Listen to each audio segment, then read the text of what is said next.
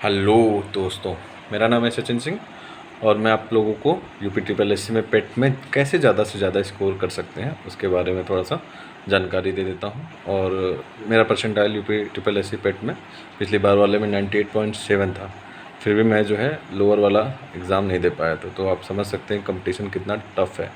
और इस समय यूपी ट्रिपल एस सी का जो पैटर्न चल रहा है उसमें यह है कि वो क्वेश्चन जो है एकदम ईजी दे रहा है और कट ऑफ हाई रख रहा है। तो अगर आपके आते हुए क्वेश्चन उसमें गलत हो जा रहे हैं तो आप ऑटोमेटिक सबसे पीछे हो जा रहे हैं। बेसिक चीज़ क्या करनी है कि आपको आते हुए क्वेश्चन आपके गलत नहीं होने चाहिए। और बाकी जो उसमें आप उसमें सेक्शन चार्ट लीजिए कि कहाँ से ज़्यादा स्कोर आप कर सकते हैं। तो इसके लिए सबसे पहले क्या है कि किसी भी चीज़ का एग्ज़ाम देने से पहले उसका सिलेबस पे आपकी कमांड होनी चाहिए। तो सिलेबस पे आप इसका अगर एनालिसिस करेंगे तो आप देखेंगे कि जो 70 नंबर हैं वो आप थोड़ा सा अगर मेहनत कर लेंगे तो ईज़िली स्कोर कर सकते हैं। जैसे 10 नंबर का ग्राफ है उसमें दो क्वेश्चन आते हैं। 10 नंबर के साड़ी वाले हैं उसमें भी 2 क्वेश्चन आएंगे। ये 4 और 10 नंबर का हिंदी का गद्यांश है। अगर इसमें आप 30 नंबर ये ऐसे हैं कि जिसको आप आराम से स्कोर कर सकते हैं। फिर आप 10 नंबर का करंट अफेयर है जिसको आप ईज़िली अगर थोड़ा सा 2-3 महीने का कवर कर लेंगे तो आराम से हो जाएगा। अभी जो यूपी ट्रिपल एस सी का करंट अफेयर का पैटर्न चल रहा है वो यही, जैसे अभी अगर उसका एग्ज़ाम जुलाई में रहता है तो मई और जून का दे देगा। 2 महीने के ही करंट अफेयर आप उठा के देख लेंगे तो उसी में से वो पूछ लेगा।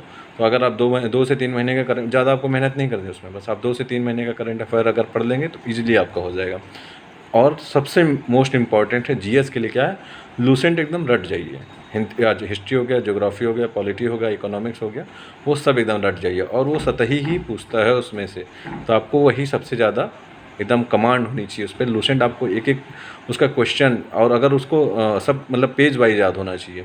अगर आप उसको रट लेते हैं तो 70% आपका जीएस जो है कवर हो जाता है। और यूपी ट्रिपल एस सी के जितने एग्ज़ाम हो रहे हैं उसमें वो लूसेंट से ही जो जीएस है वो वहाँ से उठा के दे रहा है। हिंदी वगैरह है इसमें सभी लड़के जितने भी रहेंगे सब स्कोर करते हैं। जीएस में जीएस जो रहता है वही मेन फाइट करता है, जो क्योंकि मैथ वगैरह के भी जो क्वेश्चन वो दे रहा है वो इजी दे रहा है, सब उसमें आराम से कर ले जा रहे हैं। लेकिन जो मेन आपको अभी जैसे लेखपाल का एग्ज़ाम हुआ था तो उसमें जो मेन फाइट हुई है वो योजनाओं वाले में हुई है, जहाँ पे लोग कन्फ्यूज़ हुए हैं।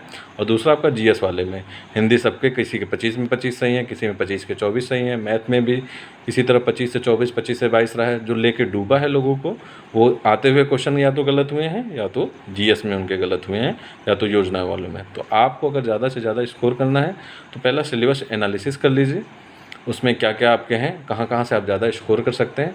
20-25 दिन बचा हुआ है, जो मेरे से हो पाएगा मैं आपको बीच बीच में एक एक टॉपिक उठाता रहूँगा, जहाँ से क्वेश्चन ज़्यादा पूछने के चांसेस रहते हैं मैं आपको वो बताता रहूँगा, ताकि आप उसमें ज़्यादा से ज़्यादा स्कोर कर सकें। Thank you.